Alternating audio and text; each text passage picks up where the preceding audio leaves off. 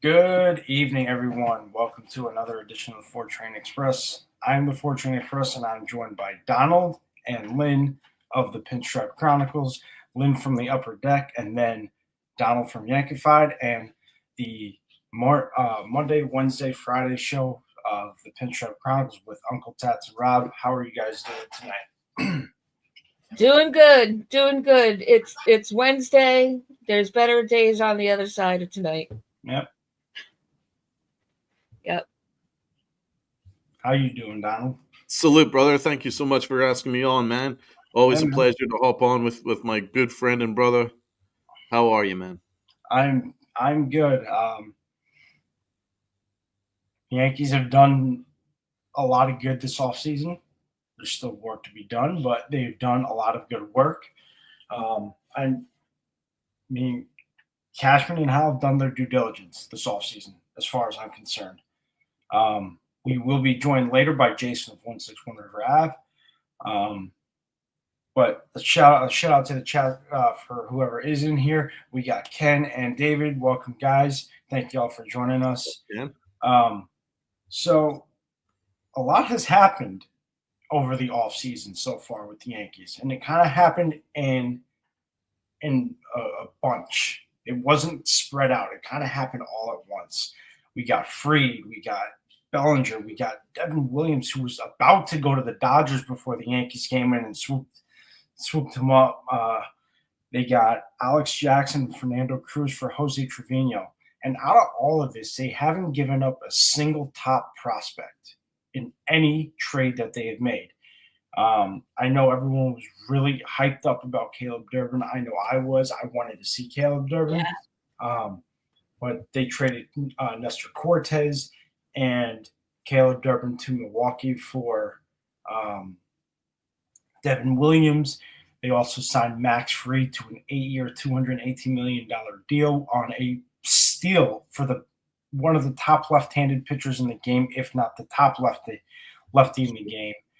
Not taking away from Crochet or Sale, but Max Fried is just a different kind of lefty that, a lot of teams wish that they could have, and the Braves were lucky to have it for 6-7 years. Yeah. We traded, I believe it was Cody Poteet for Cody Bellinger, and we got $5 million in return with Cody Bellinger. I mean, you can't beat that. But as we look at all of this action that has gone on, with the Max Fried signing, there was prior to that there was many talks that was going on when it came to Max Fried and the Yankees. The first report that came out was that they had a 90-minute Zoom. Both kind of had a mutual interest. Then they had another 90-minute Zoom that was a secret 90-minute Zoom that nobody knew about. And the interest started to grow. The Yankees were like, all right, well, let's see if we can get something done. They lose Juan Soto to the Mets. And then they go out and they immediately pivoted instead of waiting and signed Max Fried. What are your thoughts on the whole Max Fried signing and how everything kind of broke down after Juan Soto left the Yankees?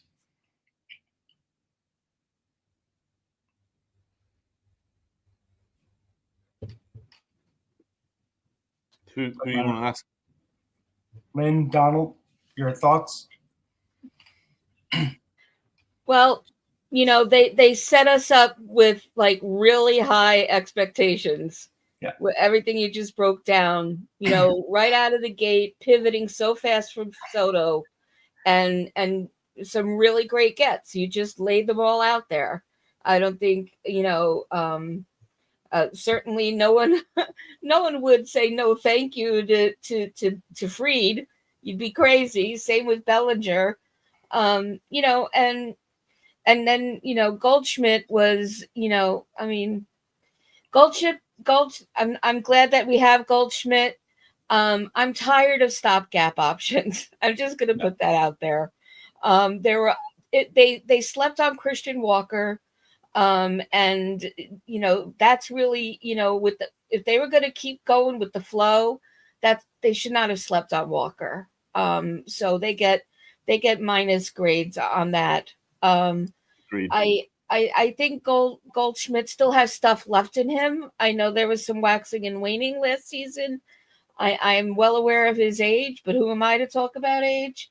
And he didn't look good first half of last season, and then he woke up, and Lord knows we've seen that on our own roster last season. So I'm gonna have good expectations for him, but I'm gonna manage them like I always do. And we're still, so they better start thinking now. They better already start thinking about their move for first base. Yeah. Because that's a big hole, and they just threw some soil in it for now. And as far as Williams, super excited about that. And I think hopefully if he's everything he portends to be, will be an elite closer, with Luke setting him up. I'll get into my other things about the bullpen, and what it's missing. Jackson is a meh to me. Cruz, great, another right hand reliever, but it's still not filling what we need in the pen if we were to get anything else for the pen. Yeah. Donald? I'm going to start off positively, and I really like the Fried signing. For me, he was the number one pitcher on the market, in the free agent market. I absolutely love that signing. To me, he's actually been one of my favorite pitchers in baseball over the last few years. I've always tried to watch a Max Fried start whenever he pitched for the Braves, and all I ever had in the back of my mind was, God, I wish he was a Yankee. So the fact that he's a Yankee is both shocking, in terms of, wow, I've actually got like a premier great signing, because the Yankees don't really make signings anymore in free agency that often. So that was nice. And yeah, and also it's really just, it was a smart direction by the Yankees, a smart pivot. I always felt that the value in free agency was actually very much on the pitching side rather than offense. So I really feel that was a smart pivot.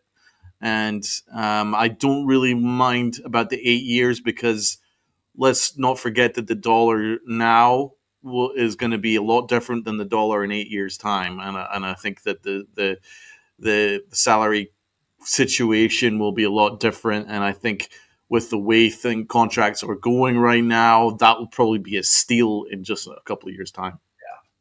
So I think that was actually a very good signing. I have no issues with it at all. It was a smart pivot, because now you've got 1A and 1B. And you could argue Luis Seal's a 1C, because I think Luis Seal's got ace caliber stuff. So I love the rotation. I love the entire starting rotation. Don't love Rodon, but Rodon is as solid a fourth starter as you could possibly get, because every so often he's going to give you an amazing start. So he's got that in his arsenal as well. And we solidified our bullpen in many ways. We're 2 lefty relievers short, but You can get a closer. But we've got our closer, and that was the most important thing. And I mean, I'm going to toot my own horn here, but I did say that if I was to do something, I would trade Nestor Cortez for Williams, because I felt that Milwaukee needed a starter pitcher, and we needed a closer. And they made Williams available, and I thought, well, why not go for it? But the fact that they took it is great, because the numbers work, the money works. They're pretty much a wash money wise, and we got one of the best closers in baseball. So that was another of my favorite moves. Love that move. I tweeted when the Cody Bellinger trade went down. I said, I hope that Brian Cashman wore a ski mask during that robbery, because it was a robbery. You're getting off a very solid, what I would say, 6 starter / middle reliever for a very good bat. Now, is he the Bellinger, the MVP Bellinger? No, he's not. But is he going to give you decent defense? Yes. And is he going to give you a little bit of pop? Yes. And he's probably due to have a decent year considering it's going to be Yankee Stadium. Mhm. Is he going to cover for the loss of Soto? Absolutely not. But he's at least a portion of it that can at least go somewhere towards it. So I like that signing. I liked the other minor trade that we made, where we traded off Trevino. Thank God. His bum arm is gone. Delighted about that, and we got back a reliever with high upside. I like that move too. The only move that I question is Goldschmidt. That is the only move I question. Not because he's not a good player. As I say, I've actually, to be honest, when I was like 3-4 years ago, Goldschmidt was probably my favorite first baseman in the league. I loved watching him. Unfortunately, age catches up to every one of us, and that dude's 37. He's like 4 years older than Anthony Rizzo, and we couldn't wait to get rid of Anthony Rizzo.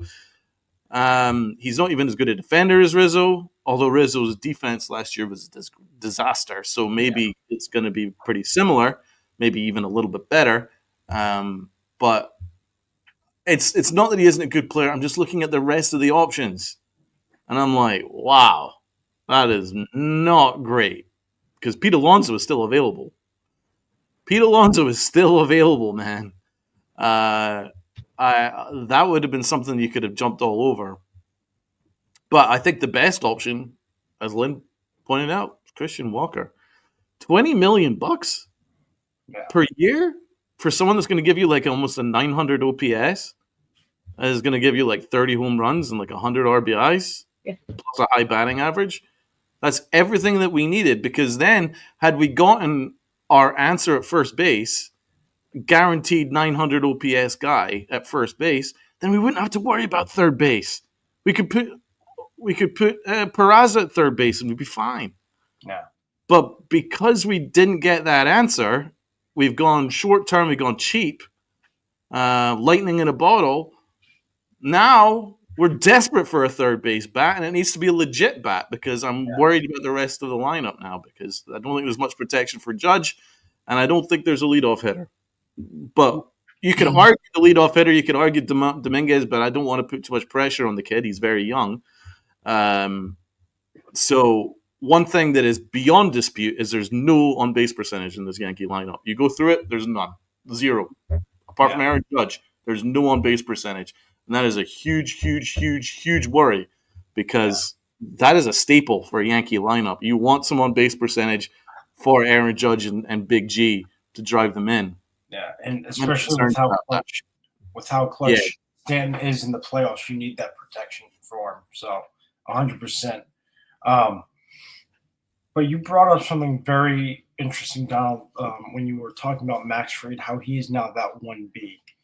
He now takes that pressure off of Rodon and pushes him back in the rotation, which I think will be a much better place for him, because then he doesn't have to feel like he has to come out every time after Cole and have to pitch the game of his life. Now he can kind of take that step back and be like, okay, we now have someone else that can give Cole that cushion that I could not provide. So that was a very, very good point. And I wanted to touch on that because of that. So that's something to think about. And then, with Devin Williams, you now have your closer. Now that Clay Holmes is on the Mets and is actually going to be used as a starter on the Mets. I don't know if you guys heard about that. No, I know that. It's ridiculous. It's hilarious. Which I don't understand. Laughable. Anyways. Good luck. Devin Williams Lynn. solidifies the one issue that Donald, and I know you have also, Lynn, have been ranting about for quite some time, is having a closer, and now we have that. The other thing with Devin Williams is he had an interview when he was traded over, and he didn't even know he was getting traded to the Yankees. He thought he was getting traded to the Dodgers. But he did say that he would be willing to sign an extension with the Yankees if the price was right for both parties. So that's a very encouraging sign to see that he is willing to sign that extension, whether it be now or during the season or even after the season, whatever it may be. That's a very encouraging sign. As for Fernando Cruz, I'm excited to see it. I know he's a little bit older, but he is a big arm, and that could be a nice, piece to get to Devin Williams in the ninth.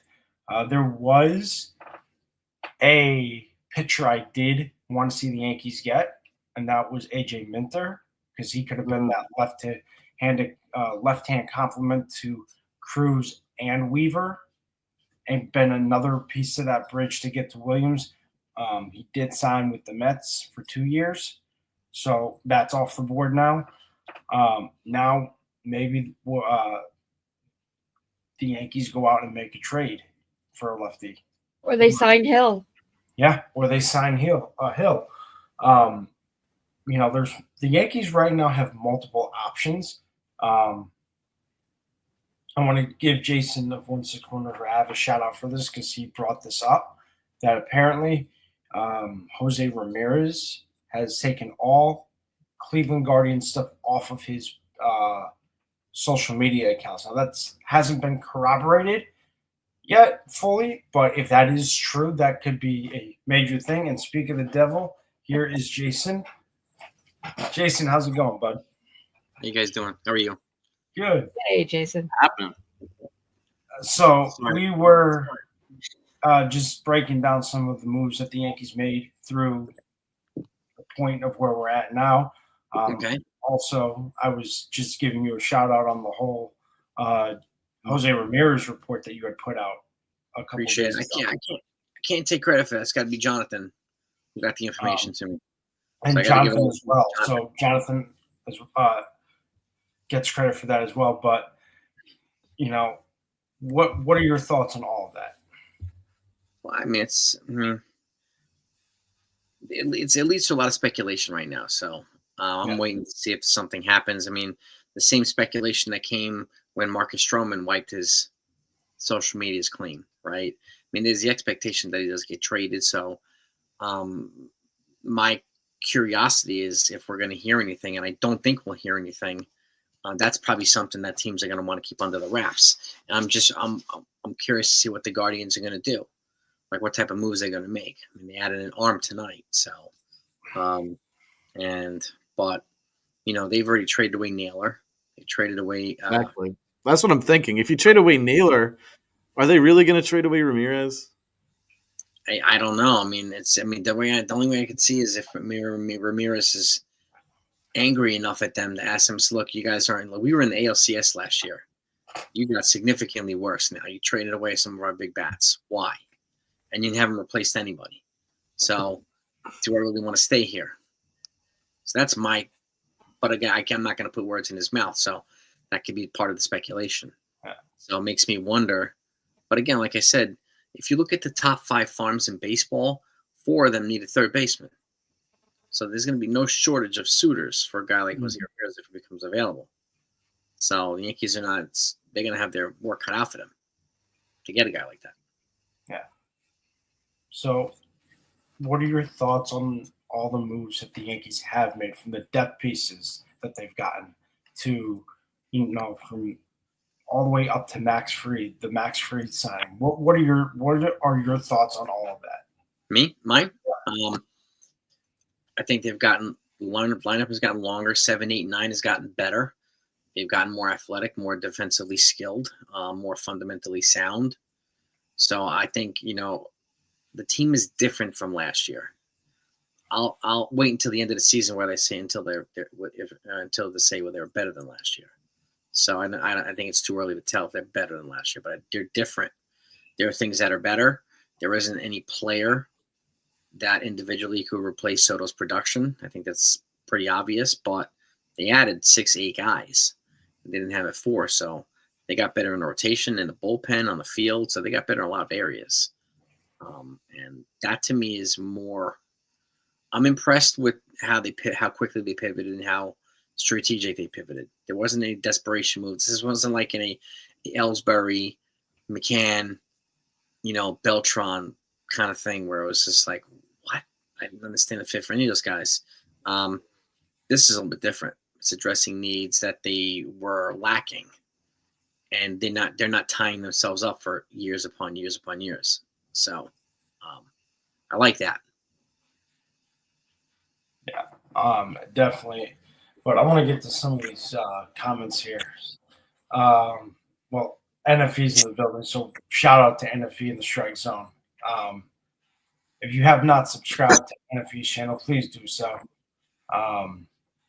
Does fantastic work over there at the strike zone, as well as Donald and Lynn here at the Pinstripe Chronicles and Jason of 161 River Ave. Let's get to a comment that was brought up earlier by Brandon Moore.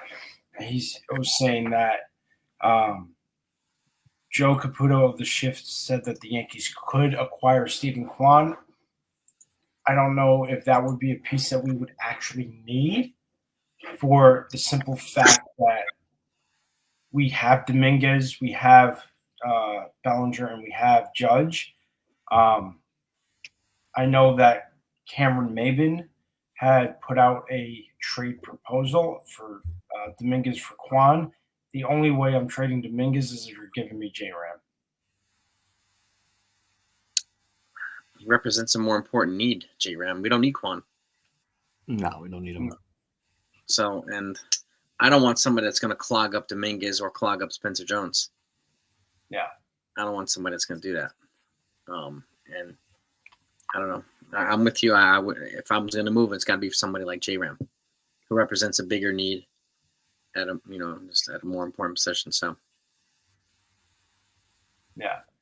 NFE brings up something about needing an infielder along with a lefty arm. There have been multiple lefty arms DFA'd with the Dodgers now filling up their 40-man, needing to make some room for Tanner Scott and Kirby Yates. That's a possibility. Jump all over. You've got Miami, who hasn't spent a dime this offseason and is about to get hit with their third grievance by the MLBPA and Major League Baseball. You've got the A's, who are almost at that point where they get that target off their back. You've got San Francisco, who could afford to take on some payroll. I mean, Yankees have options here. St. Louis is looking to dump Arenado, but they're not looking to eat that money. But eventually they're going to have to come back down to earth. They can't just say that they want to trade Arenado and not eat money. I mean, look at what the Yankees said. They were going to trade Stroman, or they want to trade Stroman, but they're willing to eat at least half the money. So the Cardinals in order to get under the Cohen tax. Yep.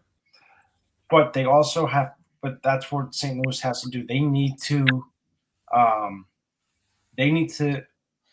be more realistic with their expectations. They can't expect the team to take on that full contract.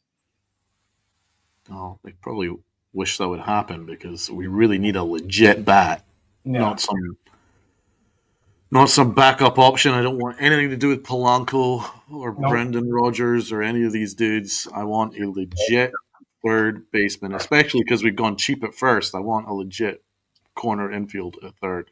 Well, Jason and I have been talking about this, but Brendan Donovan of St. Louis would be an option for us. Would be the ideal fit if we couldn't get J-Ram. Absolutely, but his name hasn't really been linked that much with the Yankees. I've not really heard the Yankees in on him, which is surprising. So Ken, interestingly, obviously Ken's got a point here, and I think he's spot on. This is probably exactly what they're thinking. The first base option is going to come next season. Yeah. Naylor or Murakami. If you sign Walker for 3 years, the long-term first base option is not possible. So while you're correct, we also could have traded for Naylor. And he went for like nothing, in my opinion. I think we easily could have matched that if we wanted him, and I think he would have been a better option than Goldschmidt, in my opinion, because he's younger and he had a better year, more upside. I would have done that. Murakami, listen, if you get him, phenomenal, but we have struggled to corner that Asian market, and I'm sorry, the Japanese players are preferring the West Coast right now. Yeah. Until the Yankees start legitimately like looking like a force, looking like they can win World Series, the Japanese players are going to prefer the West Coast. I think the reason why the Yankees were such a big pool in the 90s and the noughties were because they were the big bad Yankees, but we haven't won a World Series since 2009. And it's quite interesting when you see what Sasaki said. He said that he went with the team with the best front office, the most stable front office, and that is quite interesting to me because that has to speak volumes. Considering the Yankees didn't even make it in its top three, and I know there's obviously going to be Yankee fans that are going to be getting defensive about this, but I'm only going. I'm only. I'm not. Don't shoot the messenger. I'm just only going with what the reports are. Right. It's not a great look. It's not a great look. Nope. Obviously, we missed out on Yamamoto last year. And again, that was interesting considering the Yankees scouted him more than any other team by far, and it wasn't close. And the Yankees still lost out on him. So putting all your eggs in the Murakami basket is a risk. Another thing that I would say about that is I actually wanted first base to be dealt with this year. I'm kind of sick of kicking the can down the line. We're always kind of kicking it down the road another year, another year, another year. But I'm sorry, you got Big G. You got Aaron Judge. Now, you're not guaranteed phenomenal production each year going forward. So I would have helped them right now. We just lost the World Series. I want to get back to the World Series. So that's why I would have preferred a younger first baseman that had a better year. I'm not shitting on Goldschmidt at all because I think Goldschmidt is a phenomenal player in his day. I just don't know if he's a phenomenal player at 37 going on 38. And that's why I didn't want to keep kicking the can down the road. The Yankees keep doing this every year. They always go for this. The vet ridden catching lightning in a bottle, coming off a down year. They're going to turn it around at Yankee Stadium. And 9 times out of 10, it doesn't work. Just going through the history, just going through the moves that we've made since 2010, a lot of these kind of similar moves to Goldschmidt have not worked. That's why in terms of if I was to go with on a historical basis, I probably would have gone with someone more established, younger, with more upside. It just says to me that they're only worried about the contacts now, and that kind of makes me mad. But we'll get into that in a minute. Lynn? Well, Cashman has been pretty dead quiet, and it makes me wonder if we're just not seeing and hearing some things that might be happening. Bregman is still blowing in the wind, and that boggles the mind as it does with Alonso. So I wouldn't rule out that they're not looking to get Bregman on for third. I don't know what you guys think about that, but the pickings are slim for third and slimmer for second, and we all seem to be on board with we want Jazz in second. So, why wouldn't they be jumping at Bregman at this point? For me, I think the reason is, one, he's attached to a QO, and two, character. After what happened with 17, after Bellinger calling him out, like flat out calling him out, saying that he is an absolute prick for what he did, with no remorse. That I think that's why. Okay. You don't want to soil that chemistry that they have now, and you don't want to upset one of your newer guys that you just got who wanted to be a Yankee. So, right. Okay, solid. You got me there. Yeah, but we also signed Josh Donaldson, who the entire major leagues hated, didn't sign, traded for him, took on $50 million. Everybody despised him. I think most of the Yankee locker room despised him. Everybody around baseball despised him. Yeah. And they took him on. So at the end of the day, I just want good players in. If Aaron Judge doesn't like Bregman, suck it up. Bregman's the best available third baseman in the market. He's going to give you Gold Glove defense. He's going to get you 25 home runs. Going to give you 80 plus RBIs. He's going to give you an 800 OPS or just below. Everything that we need right now. That's why I'm thinking about Alex Bregman. And to be honest, the Yankee locker room is far too nice anyway. They need legit winners. Bregman is a legit winner, whether you like it or not. And I think that's one of the great things that Soto brought last year.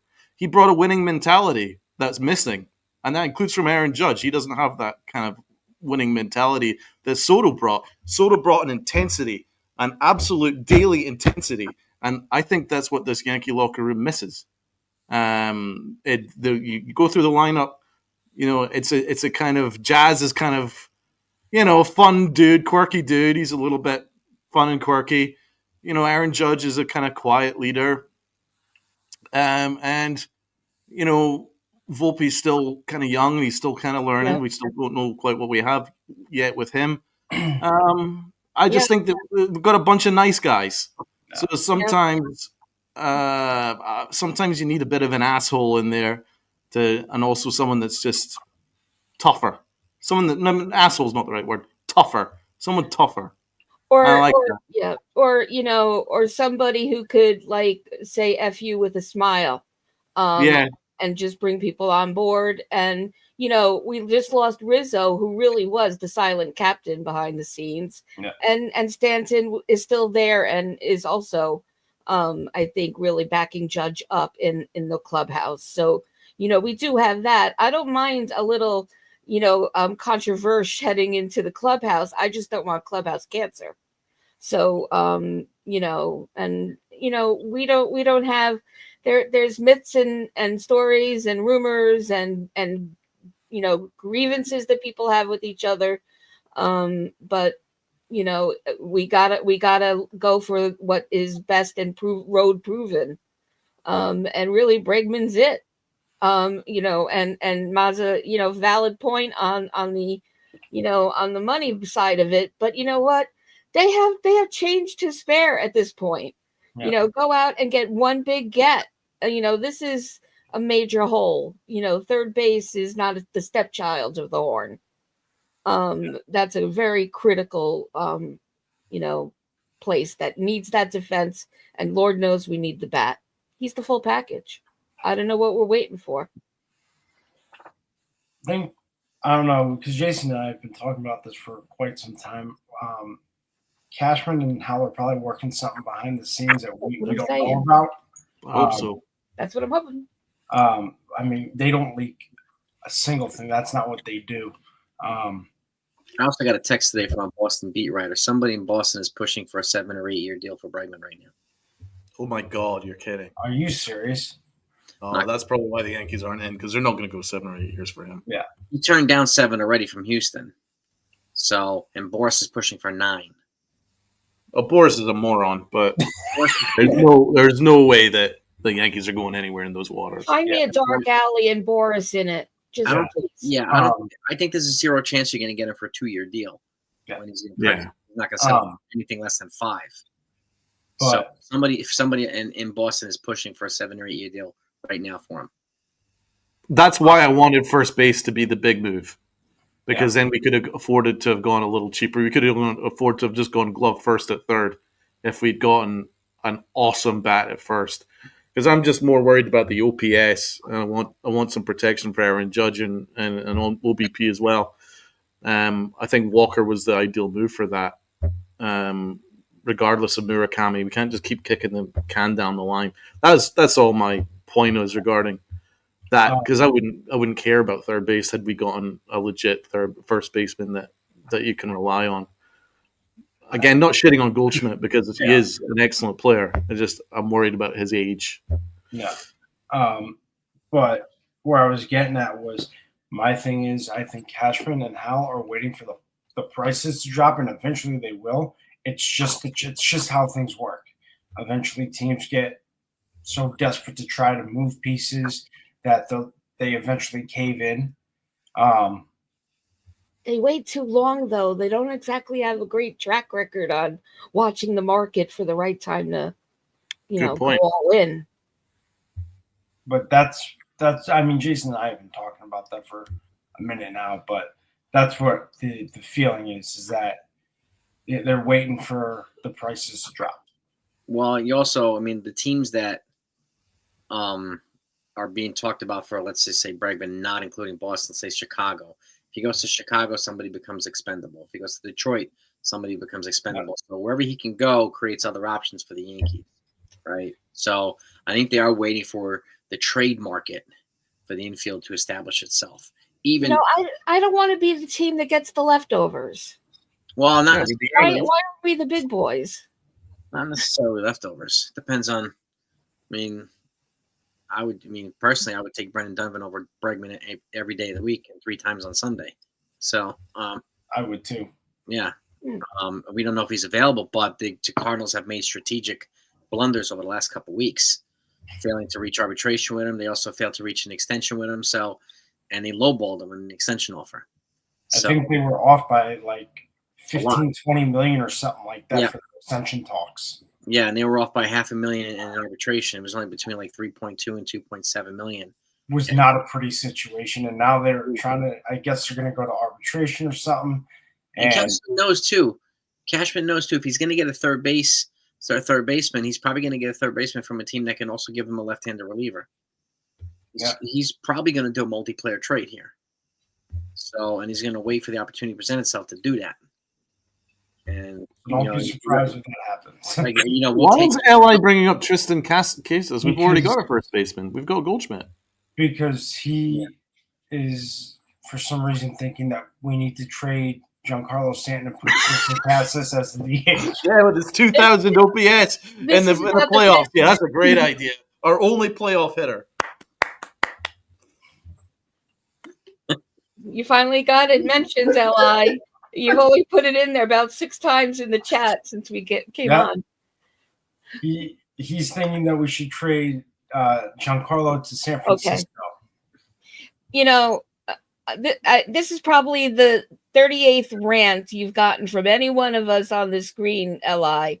Stanton is not going anywhere. He has a no trade clause. Yes, first of all. Second of all, they wouldn't dare or dream of it. And third of all, why would they? And just fourth of all, stop it. Also, Miami kicks in $10 million for the last 3 years. Yeah, it becomes cheaper. Exactly. It's a great contract. Yeah. Anyway, I don't want to give him any more attention because that's all he wants. Oh, boy. Let's get back to where we were. We can have 2 guys in the next 5 years getting their 500th home run.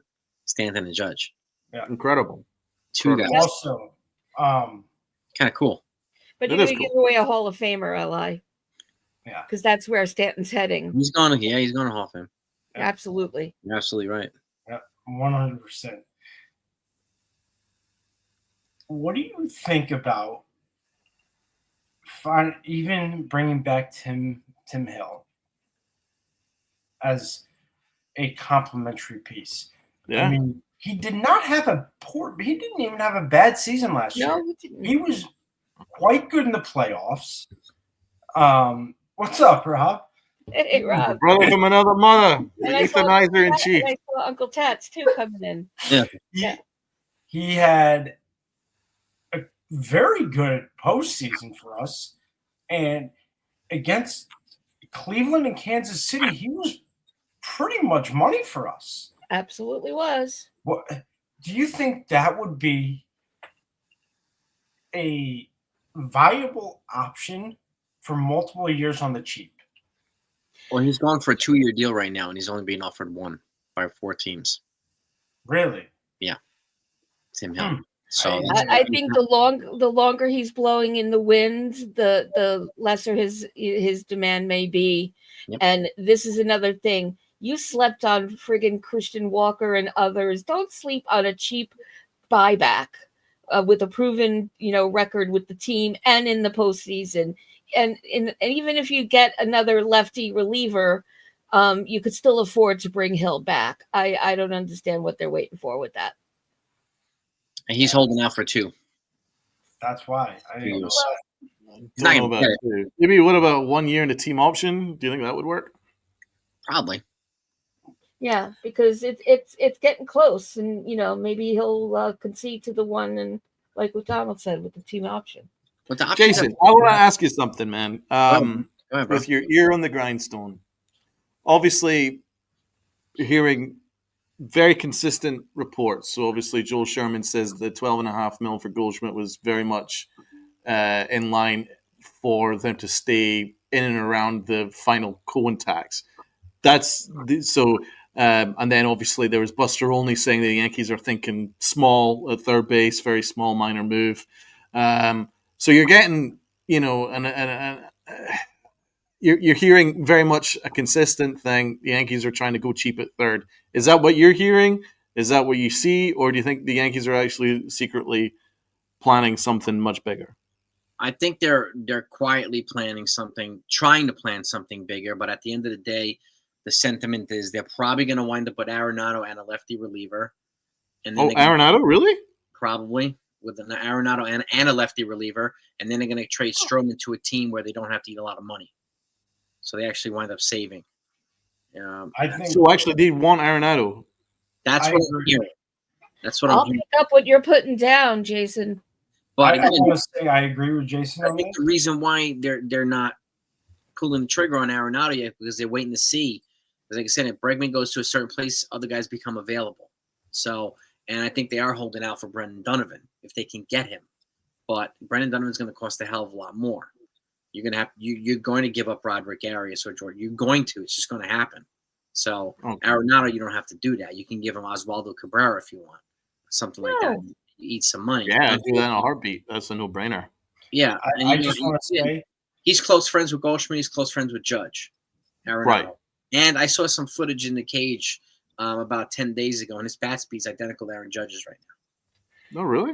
So, You take Cabrera, and we lose our only utility guy, though. Well, and that's the other thing too.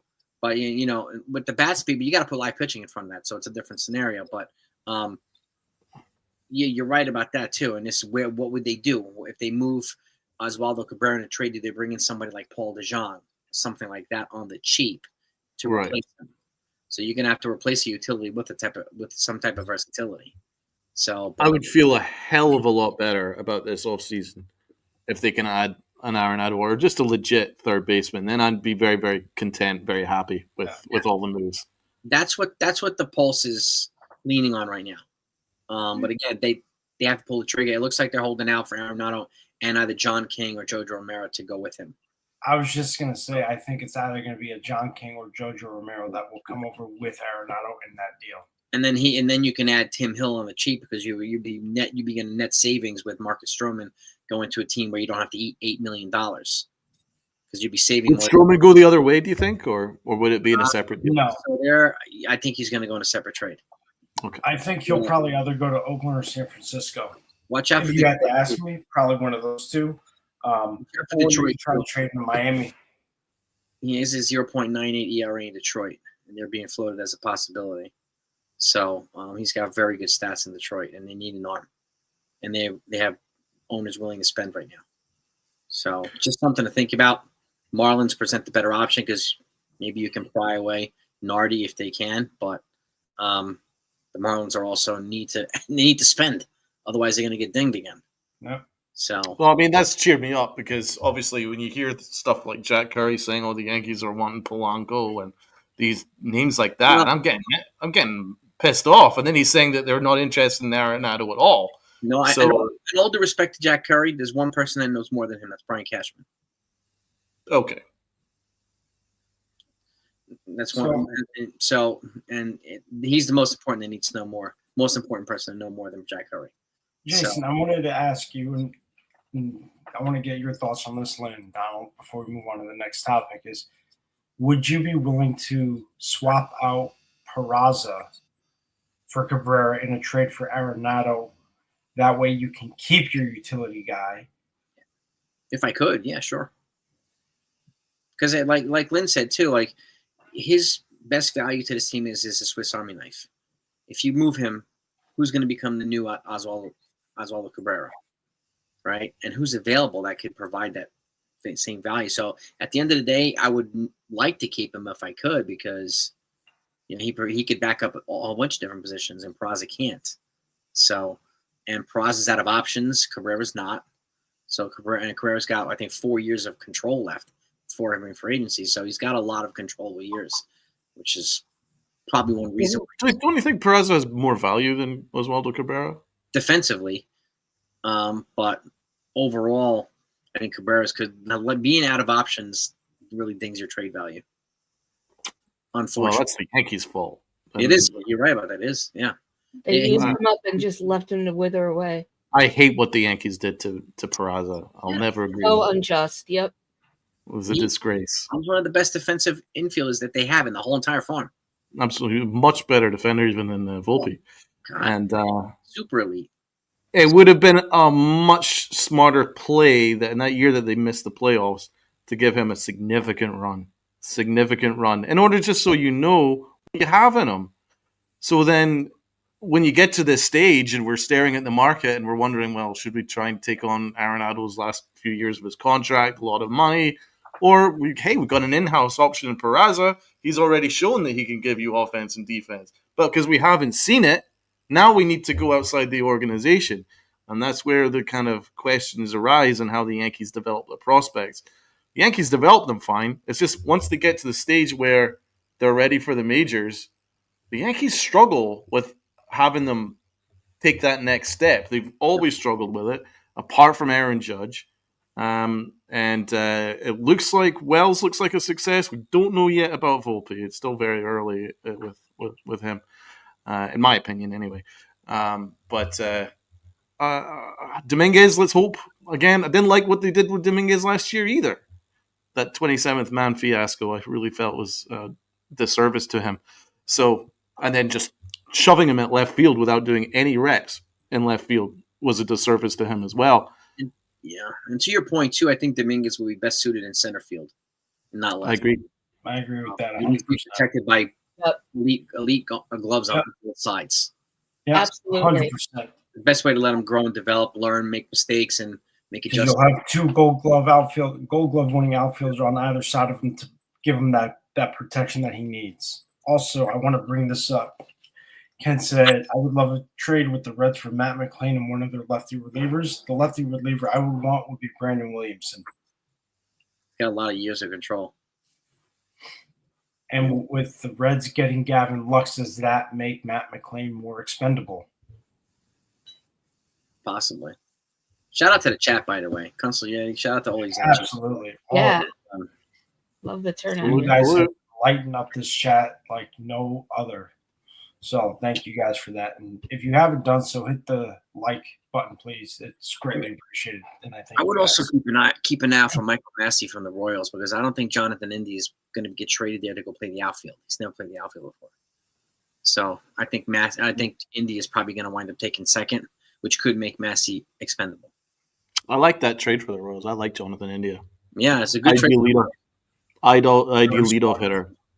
I felt that was something the Yankees could have jumped in on early, regardless of Juan Soto's status, because then you've got yourself your infielder that can lead off. I'm just wondering who's going to lead off in this lineup. At this point right now, I'm not sure. That's why I think people are talking about Nico Horner and Ha-Seong Kim, because they're those guys who can lead off. They got speed and all this stuff, and even I would take Nico Horner. I don't mind that at all. I don't hate that. Yeah, when they're signing John Birdie, I wonder if it. I think Alex Bregman's signing would make him more expendable than John Birdie would. But I don't know, man. If he became available, if I'm Cashman, I'm calling him. Yeah. I think it would be a good idea to call them and say, what would it take to get him, right? They have a top 5 farm, but if you look at their farm, they're not loaded in pitching. They're kind of deficient in certain areas with their prospects. So that's where I would kind of position trades. So I'm not too worried about the power. I think the power will be okay. I think Dominguez will give you a little bit of pop. I do think Bellinger will have a better year at Yankee Stadium with that right field short porch. I think Goldschmidt should up his home run numbers a tad. I think he'll be better because that was a tough stadium for him to hit in last year. So I do think you're going to get reasonable power. I'm worried about the on-base percentage, and that's my biggest worry. To your point, Donald, I'm glad you brought that up.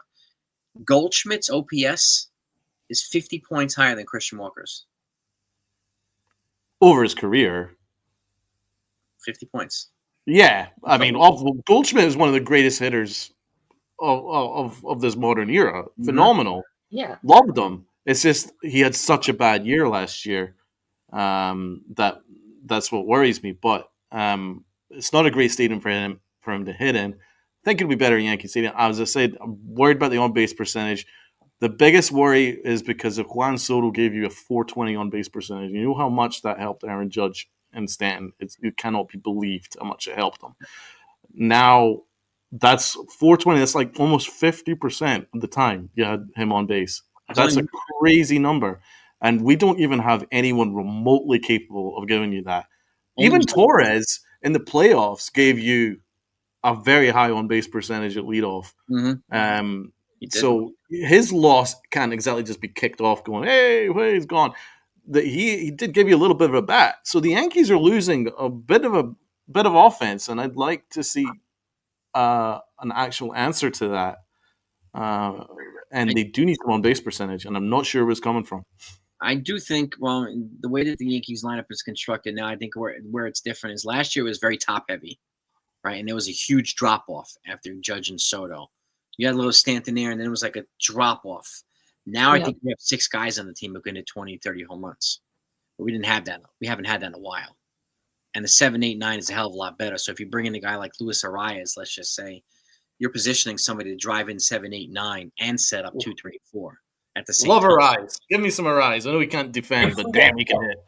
If we got Arias, I wouldn't be mad about it. I wouldn't be. Not at all, because he brings you speed. He brings you a very good bat. He's a career 323 hitter. I mean, you can't ask for more out of a guy. And he's a leadoff hitter. Right. He's only in baseball had 200 hits. Huh? The only guy in the game that had 200 hits. Yeah. The only one. Yeah. Sets the stage for the top of the order. I'm in. I'll take 200 singles. Prototypical leadoff hitter, which we're not paying him to hit 20 home runs. We're paying him to get on base, steal bases, and drive in the bottom half of the order to set up the 2, 3, 4 guys. That's what we're paying him to do. What's more valuable, a 2-run single or a solo home run? 2-run single. It's not even a question. Exactly. And speed on the bags to steal them. Hold on a second. I don't care if 198 of those hits were singles. Doesn't matter. Set up the guys behind them. Because you have the guys in 7, 8, 9 that are a hell of a lot better now. You have Dominguez down there. Right. You have other guys We're down not paying him to drive runs in on a home run. We're paying him to get on base. That's what we're paying him for. This is the benefit of having a longer lineup now. Our 7, 8, 9 last year was decrepit. It was awful. Disastrous. Yeah, it was a nightmare. Single or walk, it doesn't matter. You're on base. That's what you want. You want to be on base. Yeah. It helps with the on base percentage. Yeah. Only in this modern era would you shit on someone that gets 200 hits as singles. Oh God, how dare he get on base? It's the stupidest thing I've ever heard in my life. It really is. Yeah, but it's making me think. It's making me think of everyone's grievance with Gardy, and that was what Gardy brought, was reading the pitches well, and getting on the base, often on walks, and then having the speed to get around the horn and score. So bring back those Gardy vibes. I'm not gonna do this because this is not my show. But all I will say is, Eli, you did say that Patrick Corbin should be traded to the Yankees. How's that going for you? You did say that Stanton was washed. How's that going for you?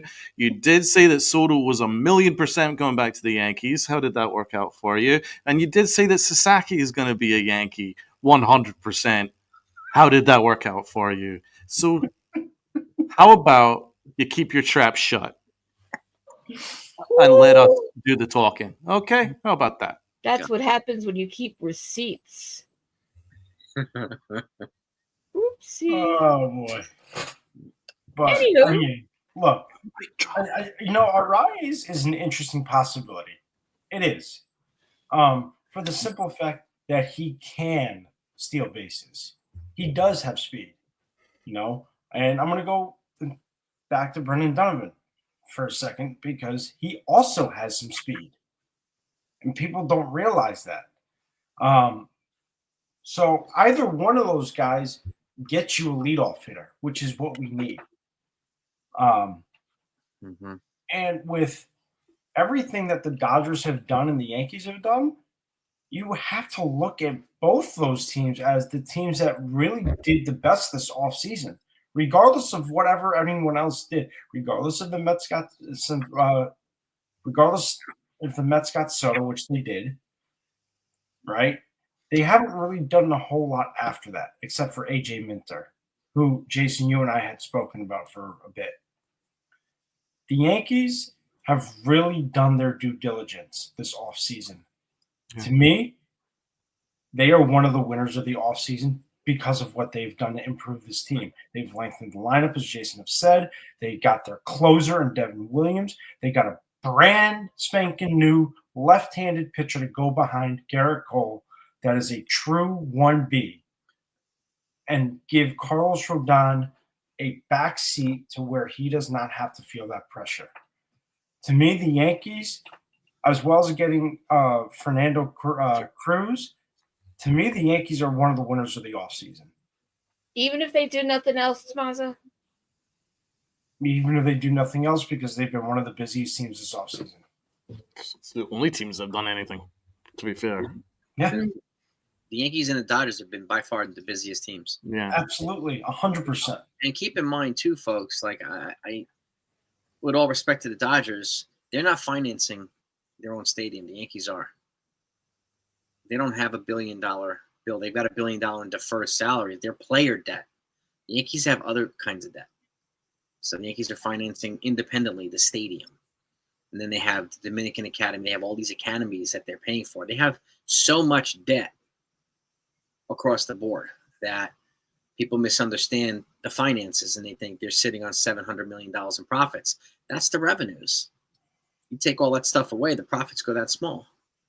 So, Jason, just if you guys haven't seen Jason's show a couple days ago with Bobby Malone, check that out, because that is a very, very, very informational show. And I will tell you now, you get a lot of good information from Bobby Malone. So I just wanted to give a shout out to you and Bobby Malone on that. it's important for just people to have a more thorough understanding. And that way, you know, if people are going to be pissed off, let's be pissed off at the facts and not the talking points from Twitter, right? Let's be have an understanding of what's going on and what's not going on, so that we could all enhance the conversation, right? And the content.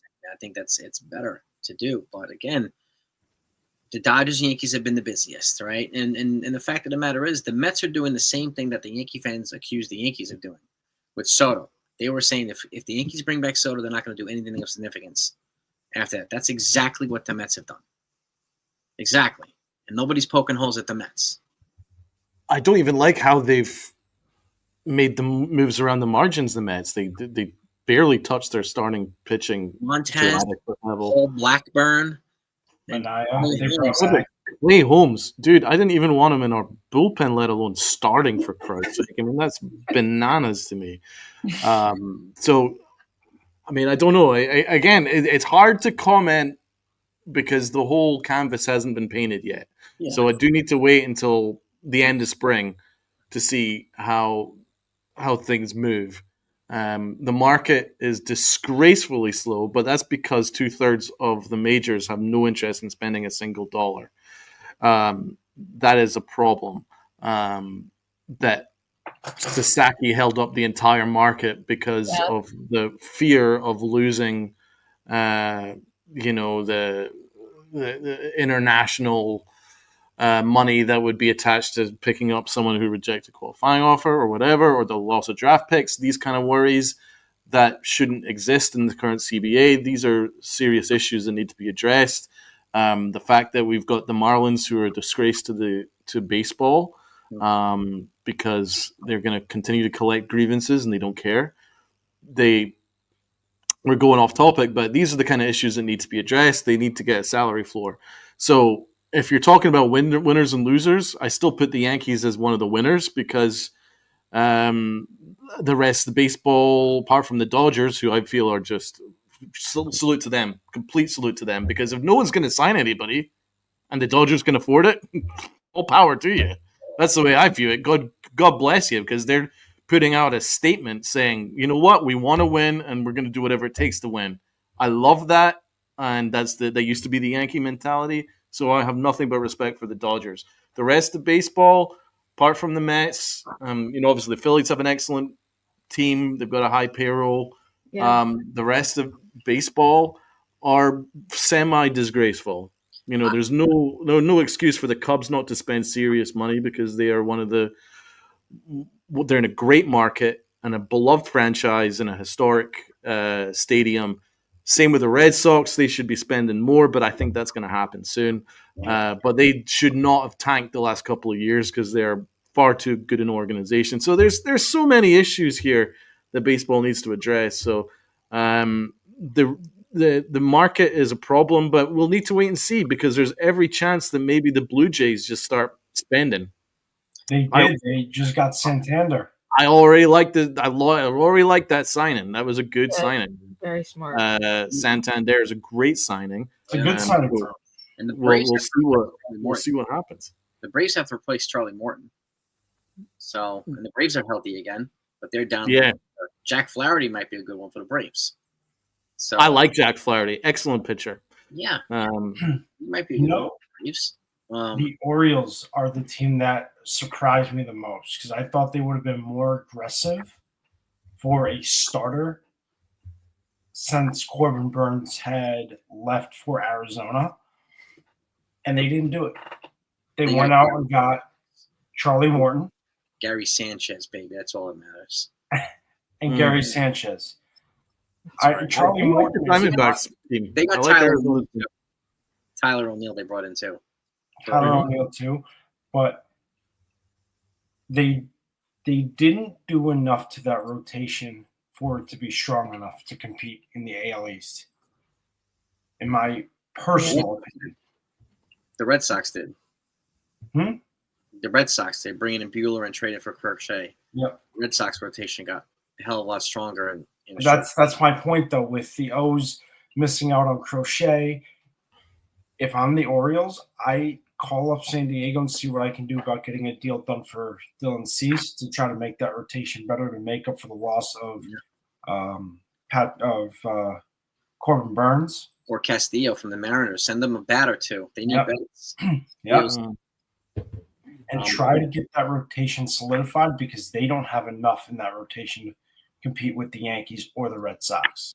I do think that the Red Sox are a sleeping giant in the East. I think they could really surprise people if they get a Bregman deal in there. Then you compare that, and then you add that to Devers, who kills the Yankees. He's actually already made history with the amount of times he kills the Yankees. Yes. Plus their improved starting rotation, they could seriously give the Yankees fits in the American League East if they make the right moves from here until April. And Bregman kills the Yankees too. Yeah. Bitter rivalry back on. Yeah.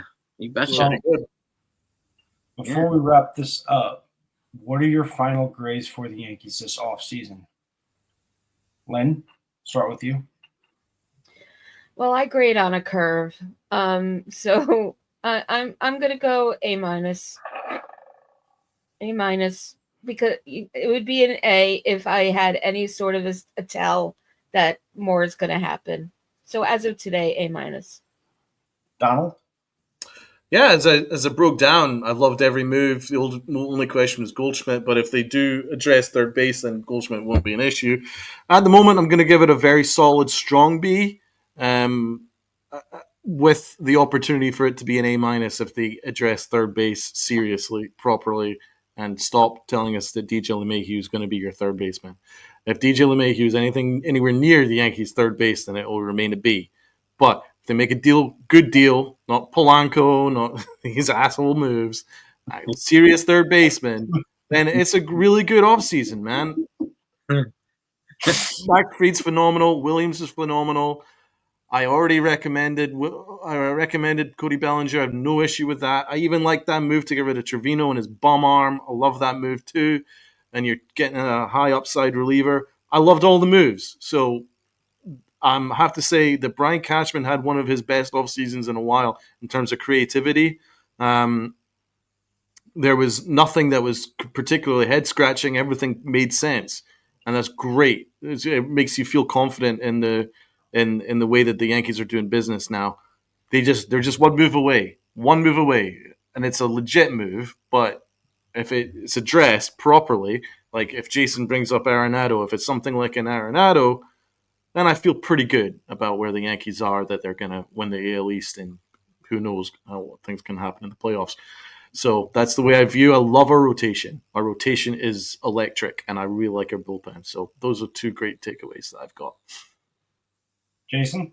And I hope this brings you more comfort too, Donald. But what I'm hearing too from the Yankees inside the Yankees, that they're not going to be starting DJ or Oswaldo or Peraza. Oh, thank God.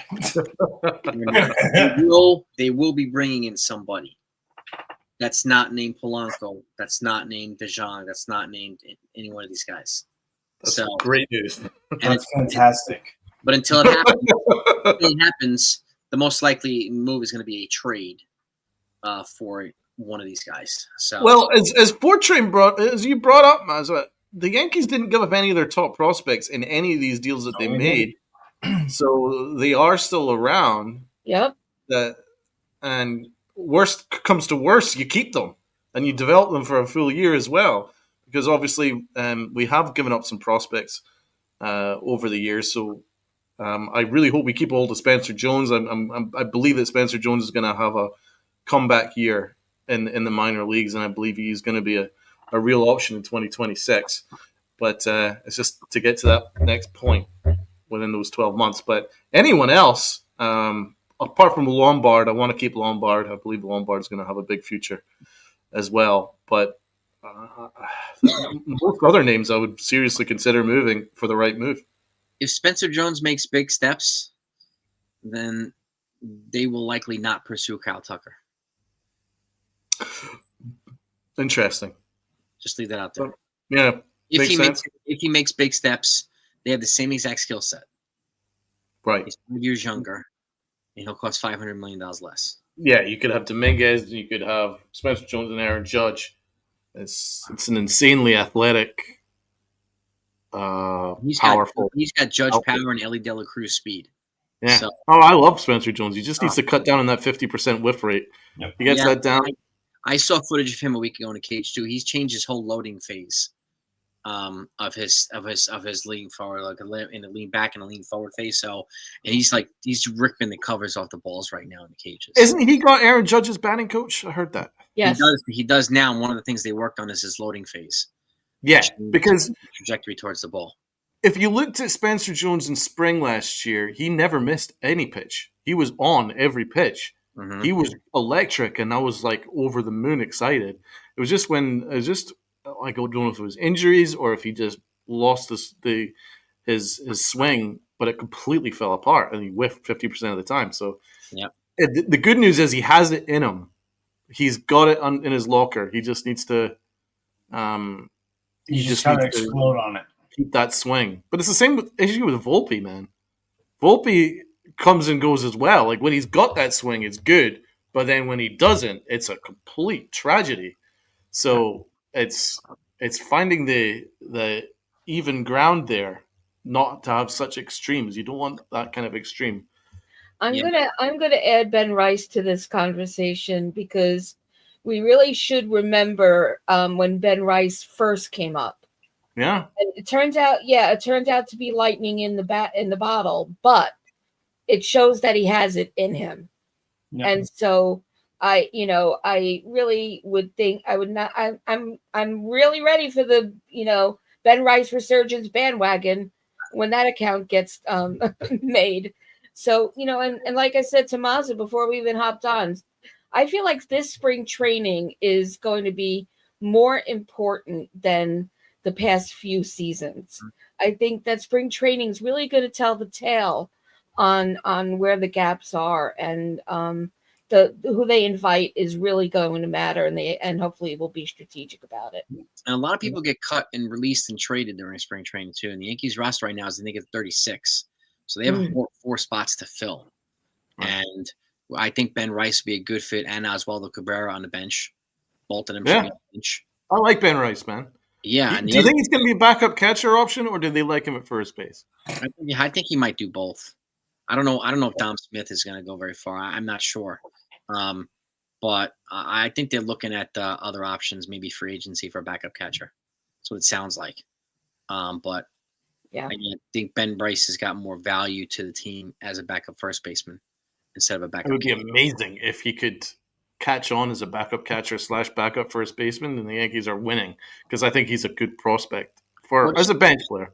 Yeah, and just think about it. I mean, with Paul Goldschmidt, if he has a great year and he moves on and Ben Rice is ready to go, then you have the replacement right here. Yeah, it's true. It also keeps DJ on the bench with more Velcro. Yeah, I think DJ will be the other bench player. He's not starting. So, and then the last piece, I don't know. Is it going to be Brendan Davis or Everson Pereira? I'm not sure who's it going to be. Well, if they're also quietly trying to trade Trent Grisham for a comp pick. Because they lost their second round pick to when they signed Max Fried. So they're trying to get back up to their 20 draft picks. It's crazy that you lose Juan Soto, you only get like a 4th round pick, even though he's the most generational hitter. What's crazy is Corbin Burns gets you a 1st round pick, right? And Anthony Santander gets you a 1st round pick, but Juan Soto gets you a 4th round pick. It's the stupidest thing I've ever heard in my life. Back to what you said about the QO, being penalized. It's so punitive for the teams that spend. And why should you give up that much for signing? It's totally asinine. It's insane. It's ridiculous. It's nuts. So the teams that don't spend should be the ones that lose draft picks, not the teams that spend. And we should absolute fact. They should have some kind of mandate in the CBA. If you don't spend the revenue sharing money, you either have to give it back or you're going to lose draft picks. So, and maybe you lose draft picks to the team that gives you the biggest amount of this revenue sharing or something. It's got to be something to make it equitable, because teams like the Yankees and the Dodgers are just taking hits, and like the Mets, Red Sox, these big market teams are taking these types of hits, and the Yankees never pick high in the draft anyway. No. Well, what do you think?